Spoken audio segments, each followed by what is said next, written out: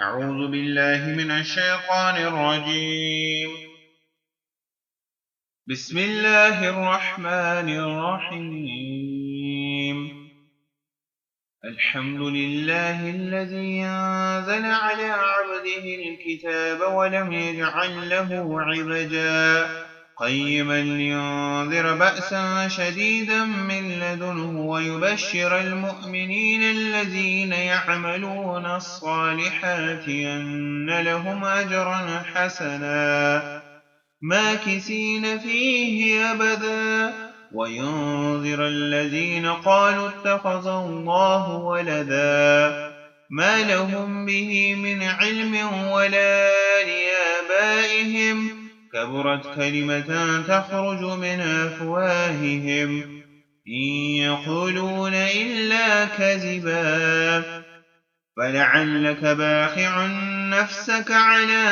آثارهم إن لم يؤمنوا بهذا الحديث أسفا إنا جعلنا ما على الأرض زينة لها لنبلوهم أيهم أحسن عملا وإنا لجاعلون ما عليها سعيدا جرزا أم حسبت أن أصحاب الكهف والرقيم كانوا من آياتنا عجبا إذ أوى الفتية إلى الكهف فقالوا ربنا آتنا من لدنك رحمة وهيئ لنا من أمرنا رشدا فضربنا على آذانهم في الكهف سنين عددا ثم بعثناهم لنعلم أي الحزبين أحصى لما لبثوا أمدا نحن نقص عليك نبأهم بالحق إنهم فتية آمنوا بربهم وزدناهم هدى وربطنا على قلوبهم إذ قاموا فقالوا ربنا رب السماوات والأرض لن ندعو من دونه إلها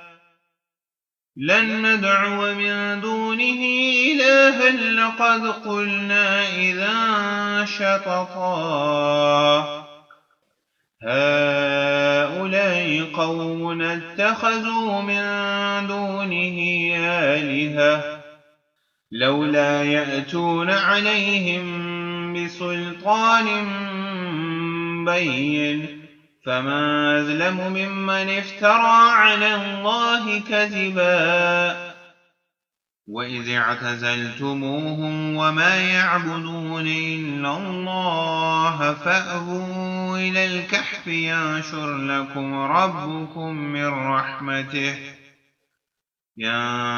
لكم ربكم من رحمته ويهيئ لكم من أمركم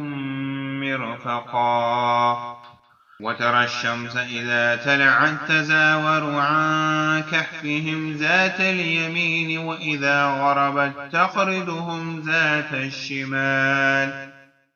وإذا غربت تقرضهم ذات الشمال وهم في فجوة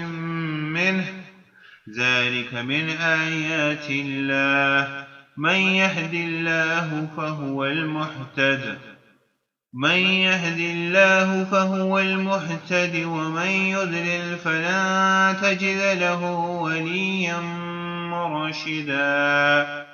وتحسبهم أيقاظا وهم رقود ونقلبهم ذات اليمين وذات الشمال وكلبهم باسط ذراعيه بالوصيد لو اطلعت عليهم لوليت منهم فرارا ولملئت منهم رعبا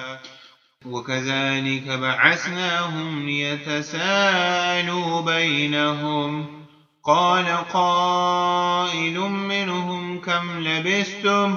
قالوا لبثنا يوما أو بعد يوم قالوا ربكم أعلم بما لبثتم فابعثوا أحدكم بورقكم هذه إلى المدينة فلينظر أيها أزكى طعاما فليأتكم برزق منه وليتلطف ولا يشعرن بكم أحدا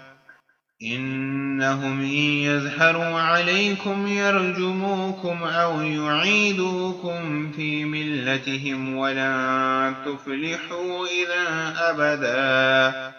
وكذلك أعثرنا عليهم ليعلموا أن وعد الله حق وأن الساعة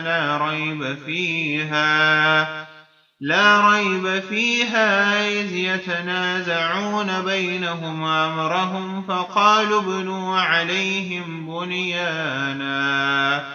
ربهم أعلم بهم قال الذين غلبوا على أمرهم لنتخذن عليهم مسجدا سيقولون ثلاثة رابعهم كلبهم ويقولون خمسة سادسهم كلبهم رجما بالغيب ويقولون سبعة وثامنهم كلبهم قل ربي يعلم بعدتهم ما يعلمهم إلا قليل ولا تمار فيهم إلا مراء ظاهرا ولا تستفت فيهم منهم أحدا ولا تقولن لشيء إني فاعل ذلك غدا إلا أن يشاء الله واذكر ربك إذا نسيت وقل عسى أن يهديني ربي لأقرب من هذا رشدا ولبثوا في كهفهم 300 سنين وازدادوا 9 قل الله أعلم بما لبثوا له غيب السماوات والأرض أبصر به وأسمع ما لهم من دونه من ولي ولا يشرك في حكمه أحدا واتل ما أوحي إليك من كتاب ربك لا مبدل لكلماته ولن تجد من دونه ملتحدا واصبر نفسك مع الذين يدعون ربهم بالغداة والعشي يريدون وجهه ولا تعد عيناك عنهم تريد زينة الحياة الدنيا ولا تطع من أغفلنا قلبه عن ذكرنا واتبع هواه وكان أمره فرطا وقل الحق من ربكم فمن شاء فليؤمن ومن شاء فليكفر إنا أعتدنا للظالمين نارا أحاط بهم سرادقها وإن يستغيثوا يغاثوا بماء كالمحل يشوي الوجوه بئس الشراب وساءت مرتفقا إن الذين آمنوا وعملوا الصالحات إنا لا نضيع أجر من أحسن عملا أولئك لهم جنات عدن تجري من تحتهم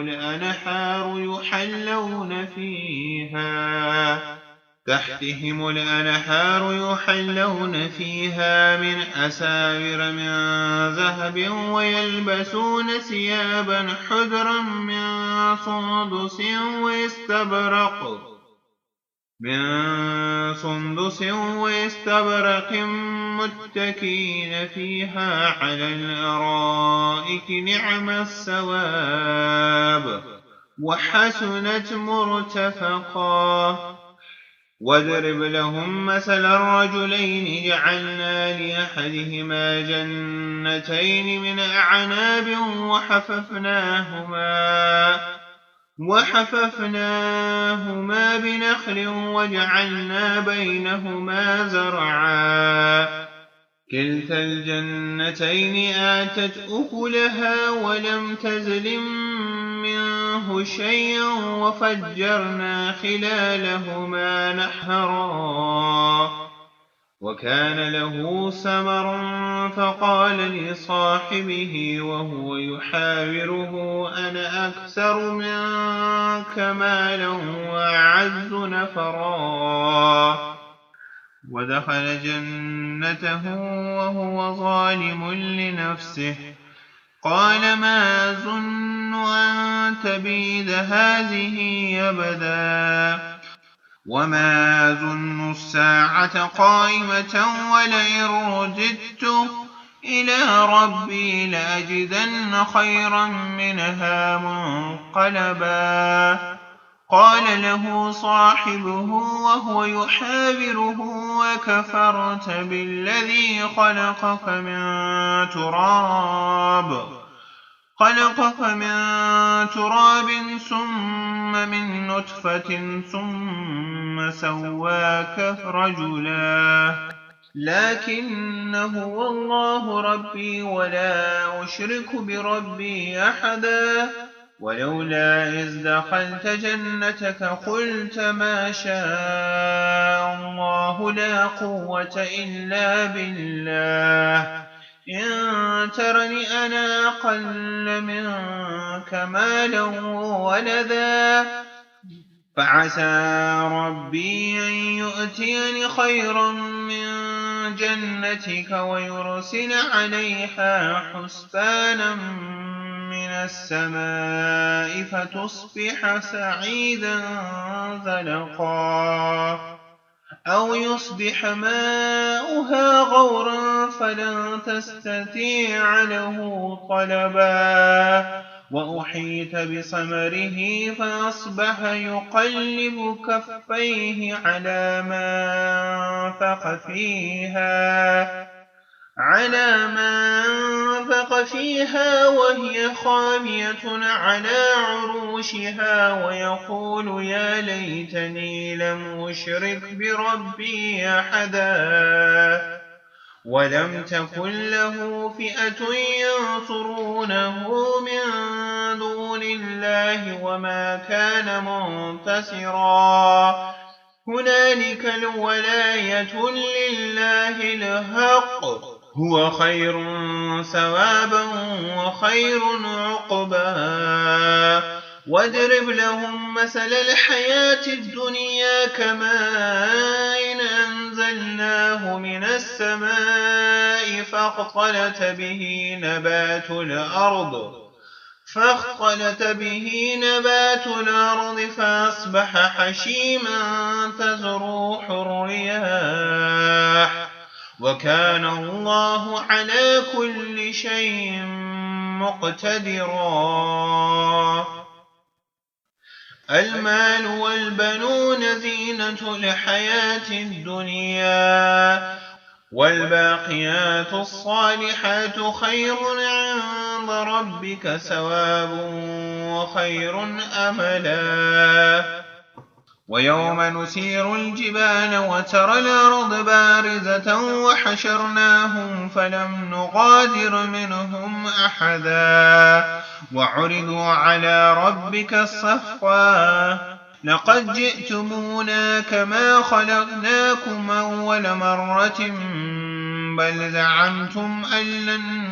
نجعل لكم موعدا ووضع الكتاب فترى المجرمين مشفقين مما فيه ويقولون يا ويلتنا ما لهذا الكتاب لا يغادر صغيرة ولا كبيرة إلا أحصاها ووجدوا ما عملوا حاضرا ولا يظلم ربك أحدا وإذ قلنا للملائكة اسجدوا لآدم فسجدوا إلا إبليس كان من الجن ففسق عن أمر ربه أفتتخذونه وذريته أولياء من دوني وهم لكم عدو بئس للظالمين بدلا ما أشهدتهم خلق السماوات والأرض ولا خلق أنفسهم وما كنت متخذ المضلين عضدا ويوم يقول نادوا شركائي الذين زعمتم فدعوهم فلم يستجيبوا لهم وجعلنا بينهم موبقا ورأى المجرمون النار فظنوا أنهم واقعوها ولم يجدوا عنها مصرفا ولقد صرفنا في هذا القرآن للناس من كل مثل وكان الإنسان أكثر شيء جدلا وما منع الناس أن يؤمنوا إذ جاءهم الهدى ويستغفروا ربهم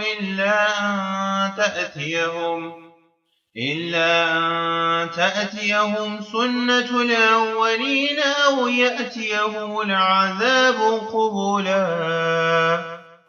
وما نرسل المرسلين إلا مبشرين ومنذرين ويجادل الذين كفروا بالباطل ليدحضوا به الحق واتخذوا آياتي وما أنذروا هزوا ومن أظلم ممن ذكر بآيات ربه فأعرض عنها ونسي ما قدمت يداه إنا جعلنا على قلوبهم أكنة أن يفقهوه وفي آذانهم وقرا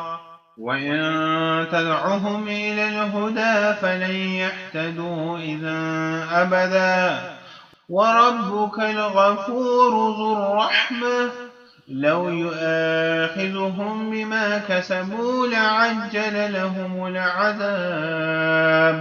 بل لهم موعد لن يجدوا من دونه موئلا وتلك القرى أهلكناهم لما ظلموا وجعلنا لمهلكهم موعدا وإذ قال موسى لفتاه لا أبرح حتى أبلغ مجمع البحرين أو أمضي حقبا فلما بلغا مجمع بينهما نسيا حوتهما فاتخذ سبيله في البحر سربا فلما بلغا مجمع بينهما نسيا حوتهما فاتخذ سبيله في البحر سربا فلما جاوزا قال لفتاه آتنا غداءنا لقد لقينا من سفرنا هذا نصبا قال أرأيت إذ أوينا إلى الصخرة فإني نسيت الحوت وما أنسانيه إلا الشيطان أن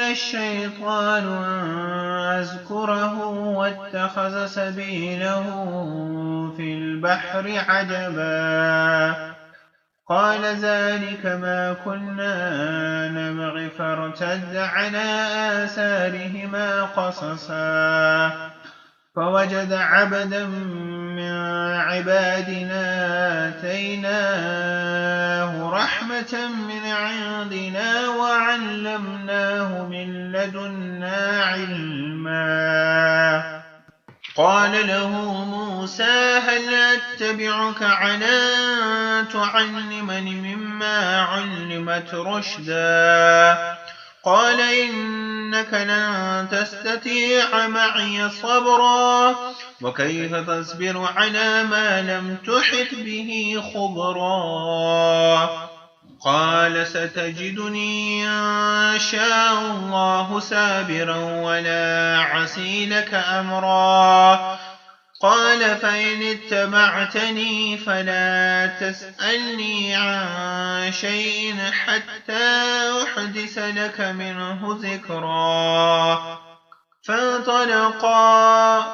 حتى إذا ركبا في السفينة خرقها قال أخرقتها لتغرق أهلها لقد جئت شيئا إمرا قال ألم أقل إنك لن تستطيع معي صبرا قال لا تؤاخذني بما نسيت ولا ترهقني من أمري عسرا فانطلقا حتى إذا لقيا غلاما فقتله قال أقتلت نفسا زكية بغير نفس لقد جئت شيئا نكرا قال ألم أقل لك إنك لن تستطيع معي صبرا قال إن سألتك عن شيء بعدها فلا تصاحبني قد بلغت من لدني عذرا فانطلقا حتى إذا أتيا أهل قرية استطعما أهلها فأبوا أن يضيفوهما فوجدا فيها جدارا يريد أن ينقض فأقامه قال لو شئت لاتخذت عليه أجرا قال هذا فراق بيني وبينك سأنبئك بتأويل ما لم تستطع عليه صبرا أما السفينة فكانت لمساكين يعملون في البحر فأردت أن أعيبها وكان وراءهم ملك يأخذ كل سفينة غصبا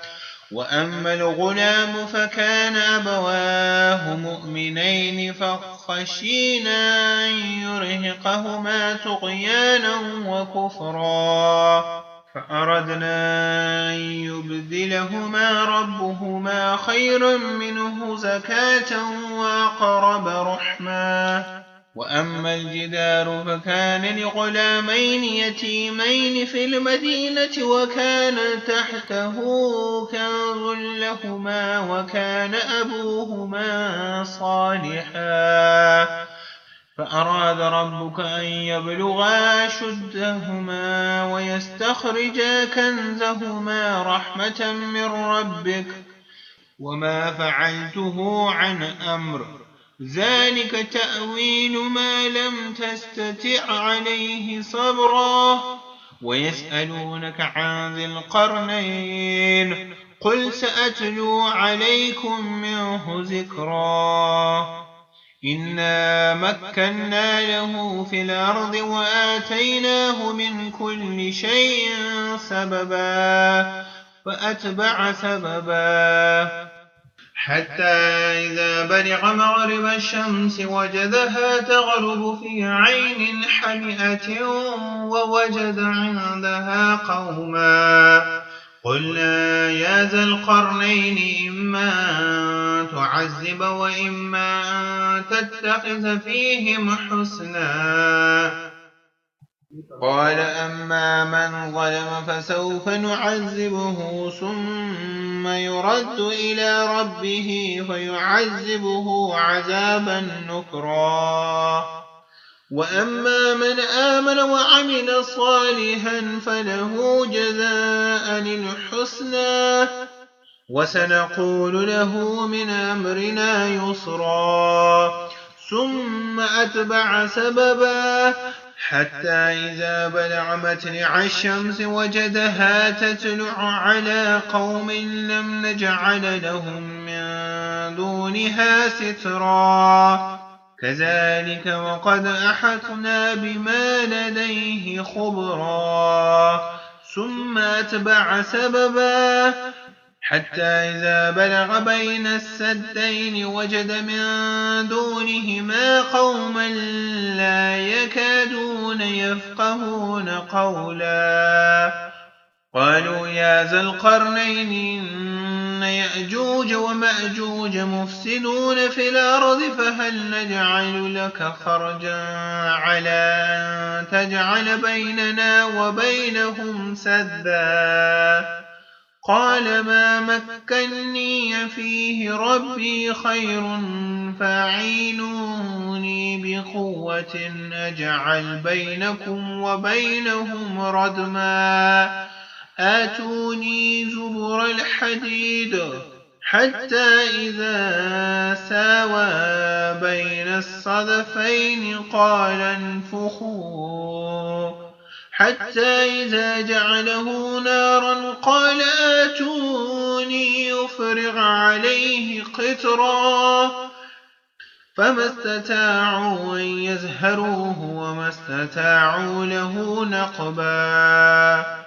قال هذا رحمة من ربي فإذا جاء وعد ربي جعله دكاء وكان وعد ربي حقا وتركنا بعدهم يومئذ يموج في بعد ونفخ في السور فجمعناهم جمعا وعرضنا جهنم يومئذ للكافرين عرضا الذين كانت أعينهم في غطاء عن ذكري وكانوا لا يستطيعون سمعا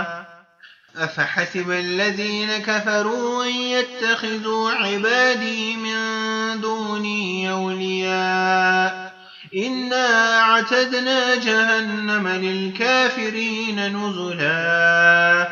قل هل ننبئكم بالأخسرين أعمالا الذين ضل سعيهم في الحياة الدنيا وهم يحسبون أنهم يحسنون صنعا أولئك الذين كفروا بآيات ربهم ولقائه فحبطت أعمالهم فلا نقيم لهم يوم القيامة وزنا ذلك جزاؤهم جهنم بما كفروا واتخذوا آياتي ورسلي هزوا إن الذين آمنوا وعملوا الصالحات كانت لهم جنات الفردوس نزلا خالدين فيها لا يبغون عنها حولا قل لو كان البحر مدادا لكلمات ربي لنفد البحر قبل أن تنفد كلمات ربي ولو جئنا بمثله مددا قل إنما أنا بشر مثلكم يوحى إلي أنما إلهكم إله واحد فمن كان يرجو لقاء ربه فليعمل عملا صالحا ولا يشرك بعبادة ربه أحدا صدق الله العظيم.